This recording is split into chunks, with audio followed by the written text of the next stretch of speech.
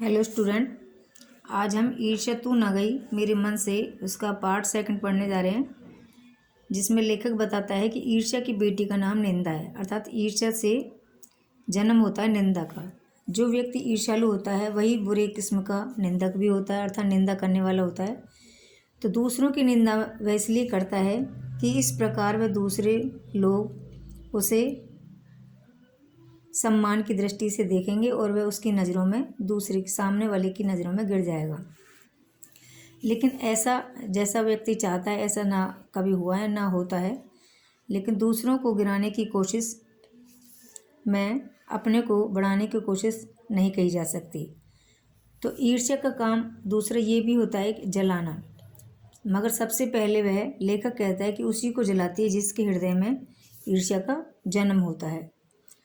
तो अपन देख सकते हैं कि ऐसे अपने आमने सामने के लोग बहुत अपन को देखने को मिल जाएंगे। अब लेखक कहता है कि चिंता को लोग चिता कहते हैं। अब चिता भस्म करने वाली बात हो गई, तो चिंता से चिता अधिक श्रेष्ठ बताई गई है। जिससे किसी प्रचंड चिंता ने पकड़ लिया होता है, मतलब किसी व्यक्ति को चिंता ने अगर जकड़ लिया है तो उस बेचारे की ज़िंदगी खराब हो जाती है। किंतु ईर्ष्या शायद उससे थोड़ी सी फिर भी चिंता से बेहतर चीज़ होती है, मानी गई है, जो मनुष्य के मौलिक गुणों को कुंठित बना डालती है, अर्थात उसको संकुचित कर देती है। मृत्यु शायद फिर भी श्रेष्ठ है, चिंता से मृत्यु को श्रेष्ठ माना है। और इसमें बताया है कि हमें अपने गुणों को कुंठित बना करके जीना पड़ता है इसमें। और ईर्ष्या मनुष्य का चारित्रिक दोष नहीं है, बल्कि ये मनुष्य के आनंद से में भी बाधा डालने वाली चीज़ है। इसलिए मनुष्य के हृदय में ईर्ष्या का उदय होता है तो सामने का सुख उसे थोड़ा सा कम दिखाई देने लगता है और उसे पक्षियों के कलरव में कोई इंटरेस्ट नहीं रहता है और फूल उसके लिए कोई मायने नहीं रखते हैं, जो रंग बिरंगे फूल खिले होते हैं। तो इस तरह से जो ईर्ष्यालु व्यक्ति होता है, ईर्ष्या का एक पक्ष लाभदायक भी बताया लेखक ने, लेकिन वह तब होता है जब वह किसी को हानि पहुंचाए बिना ही अपनी उन्नति करता है। तो ईर्ष्या से जो प्रेरणा आती है वह रचनात्मक होती है, तब तो वह जो पक्ष होता है वो लाभदायक होता है अर्थात, और नहीं तो वह हानिकारक होता है। अक्सर हम देखते हैं कि ईर्ष्यालु व्यक्ति यह महसूस करता है कि कोई चीज़ जो है उसके भीतर, जो सामने वाले के तो है लेकिन उसके भीतर नहीं है।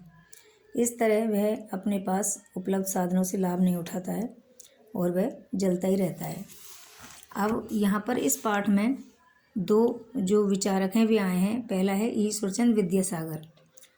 तो उन्होंने कहा है कि तुम्हारी निंदा वही करेगा जिसकी तुमने सबसे ज़्यादा भलाई की है, उन्होंने ही बताया। और एक दूसरे हैं नीत्शे।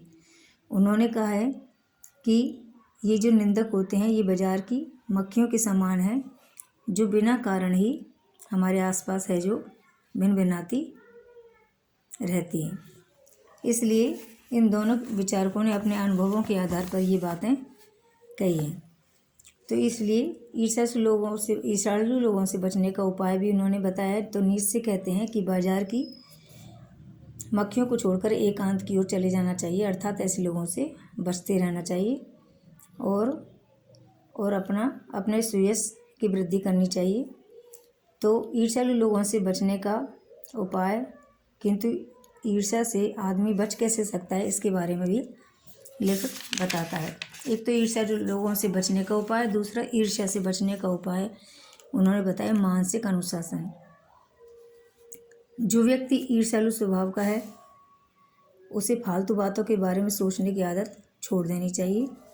उसे यह भी पता लगाना चाहिए कि जिस अभाव के कारण या जिस कमी के कारण वह ईर्ष्यालु बना है उसकी पूर्ति का रचनात्मक तरीका क्या है, वह अपने आप में सुधार कैसे कर सकता है। जिस दिन उसके भीतर यह जिज्ञासा आ जाएगी उस दिन वह ईर्ष्या करना कम कर देगा या छोड़ देगा। और इस तरह से लेखक है उसमें जो विचारक हैं इस पाठ में, उन्होंने अपनी बातें अपने अनुभव के आधार पर रखी हैं।